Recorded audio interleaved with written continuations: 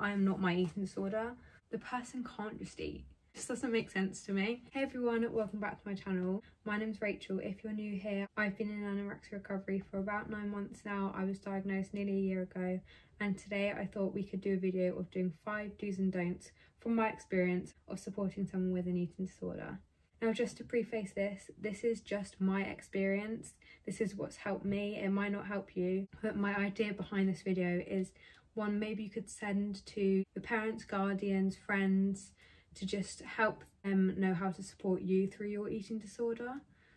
Eating disorders are hard, and I think it's really hard to know what to say to someone. From my experience anyway, sometimes it's a bit awkward. Hopefully this video will help. As I said, I'll be doing 5 ways you can support someone and 5 ways it's best maybe not to say to someone with an eating disorder. As I said, this is just my opinion. Every single person with an eating disorder is different, and different things can be helpful for them. But this is my experience, so let's go. Just a little disclaimer as well. This is just guidance. I'm not going to get annoyed with you if you accidentally say it. It's absolutely fine. So number 1, should we start with the do's or don'ts? I think I'm going to start with the don'ts. So number 1, please do not comment on the person's body. Please avoid language like your face is fuller, you're looking well, anything like that. Because for me anyway, in my anorexic brain, it just screams at me, you're fat. Even if that was not the intention, that's just how it feels. Recovery is hard enough without people commenting on your body, and in recovery your body will change. That is the nature of recovery. For anorexia, it's quite likely to be weight gain, but it might not be. When you're commenting on someone's body or like a change in someone's body, for me it just gives anorexia a reason to scream at me. And it's just really unhelpful. I mean, we can have a really nice conversation not talking about my body, and I would be a lot more comfortable with that. What I really struggle with in recovery is my external appearance no longer mirroring my internal feelings, as in like I could be struggling and I might not visibly look like I'm struggling, but I am inside. I think that's really hard part of anorexia, because anorexia is a serious mental illness and it is not always clear when someone's struggling. Please don't judge by how someone looks, how well they're doing in recovery, because it is so much more than how a person looks. Like, anorexia is so much more than food. So that is that one. Number 2, please do not say to the person, why are you being difficult? Why are you being awkward? It would be so much easier if you, because it just makes me feel guilty. Like, anorexia isn't a choice. I did not choose anorexia. Trust me, I would not choose anorexia. So making the person feel bad for having their eating disorder is just gonna fuel the guilt they already have for having the eating disorder. For me, I felt really guilty that I have anorexia. I think anorexia makes you feel guilty, but at the end of the day, eating disorders aren't a choice. Like, anyone with an eating disorder probably wouldn't choose to have their eating disorder. Telling someone off or anything like that for having their eating disorder, to me anyway, it just doesn't make sense, because they didn't choose this. They're the one having to endure such a hard mental illness, and just saying that they're being difficult for like an illness, you just wouldn't say it. Like, if someone had broken their leg, you wouldn't tell them off for breaking their leg, and that's the same with mental illness. If someone's struggling with food, you can't just tell them off. I mean, it just doesn't make sense to me. So please avoid that. It just makes the person feel even more guilty when they're probably already feeling guilty for having the eating disorder, even though they shouldn't be. But at the end of the day, eating disorders aren't a choice, so don't make them feel even worse for having it, because they're the ones suffering with it. So anorexia is one of the most lethal psychiatric conditions, and you're kind of blaming them for having it. It just doesn't make sense. Number 3, please avoid language like, do it for me, it would make me happy if you just eat. Because the person can't just eat. They have a serious mental illness. It doesn't work like that. And for me anyway, that sort of thing just fuels guilt again. It just makes me feel bad that I can't eat it and that I can't join in. And at the end of the day, I'm the one that can't join in because I have an eating disorder. Like, and that doesn't feel good. Just making the person feel bad that they can't join in, it just makes it even worse. Anorexia or any eating disorder, it is not a choice. This person didn't choose to like be awkward, even though they're not. Like, So then telling the person that they are, it just doesn't make sense. Also, it puts the person in a really difficult position, because in their head they're getting all these voices about don't eat this, do eat this, how to live their life from their eating disorder. Then you telling the person it would make me happy if you eat this, and it's the food that the person really struggles with. It's just like a war inside the person's head, because they feel the guilt of not eating it, and also like the sadness that they're letting people down. And for me anyway, I have really low self-esteem, and I think that is fueled by anorexia, and it just makes the person feel even worse when someone says something like that. So that is that one. Next one, please don't say you're eating a lot, that's a big bowl. Just comment on someone's food that they're eating. Just please don't. Put it bluntly, it's none of your business what someone else is eating. And in anorexia recovery, you have to eat a lot. For some people, they might be eating more than you. For some people, they might be eating less than you. Every single body is different. If everyone ate the same thing and exercised the same amount, we'd all still look different. So commenting on what someone should or shouldn't eat, it's just, it doesn't make sense, especially when the person's in anorexia recovery. Like, they might need to eat a bit more. The person's probably already self-conscious, even though they shouldn't be, that they're having to eat this. But at the end of the day, they need to. Like, just making the person feel worse for making themselves better is just, it just doesn't make sense to me. What some people may not understand is that for some people with anorexia, eating is already a battle with their own brain, and commenting on what the person's eating, it just makes the battle even harder when it's really not necessary. And as I said, like, not really any of your business to comment on how much someone's eating. Like, just please don't.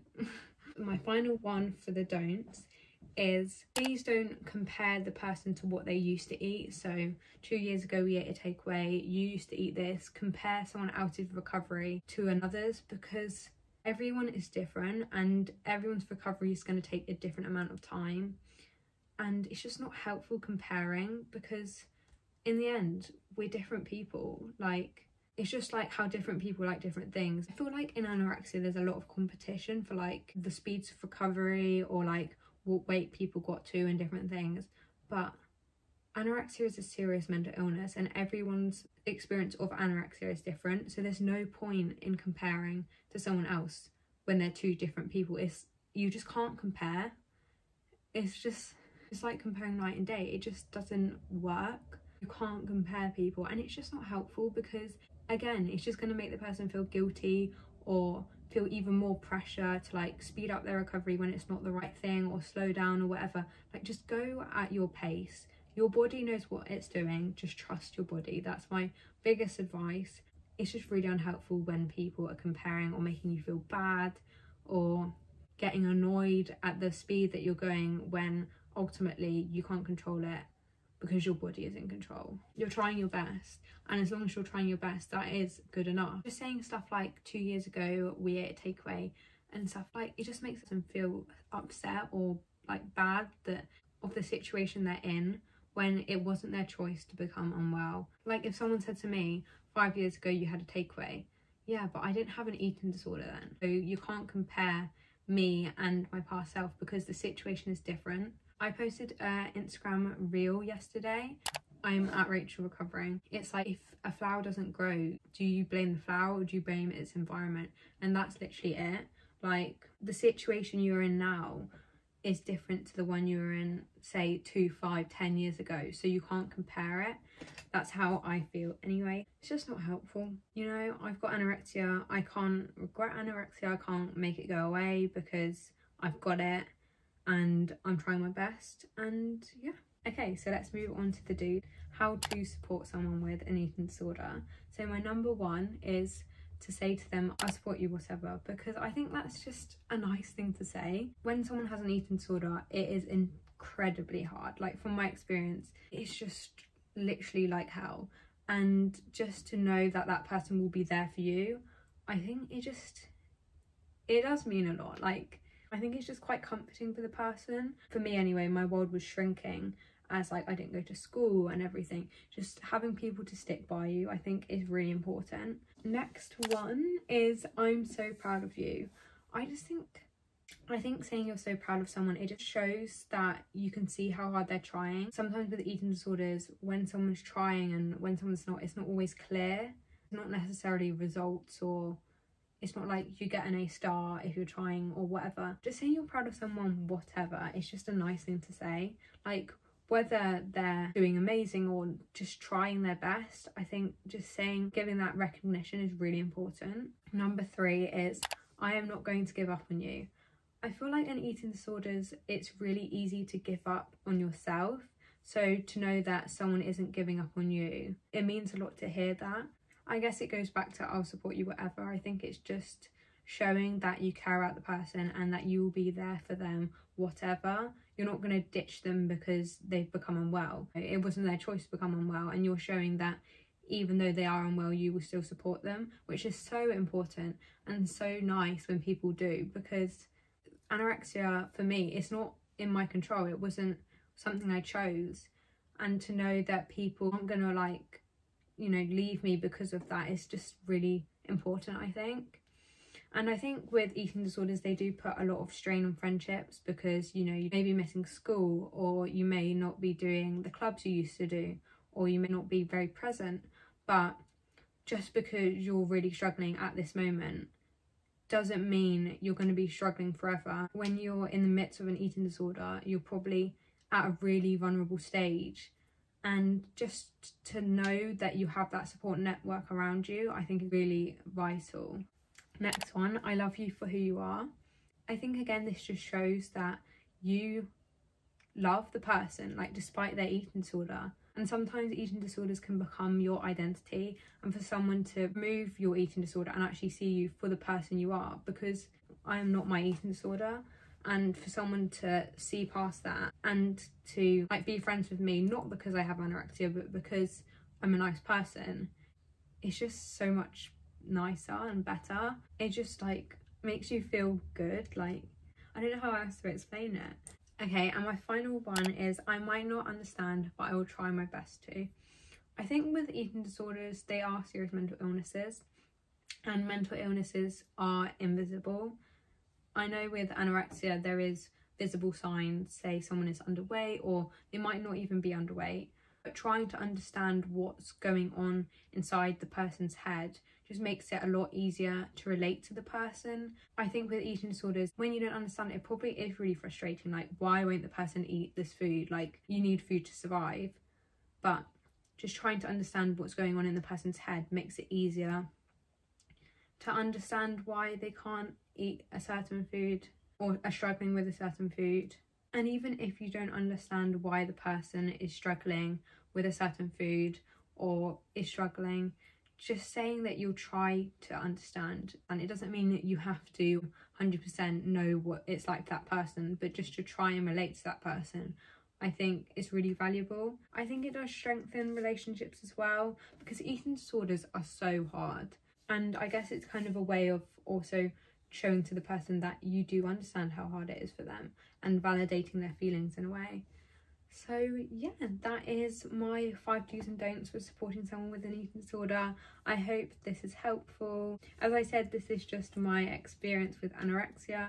All eating disorders are different. This is just my advice.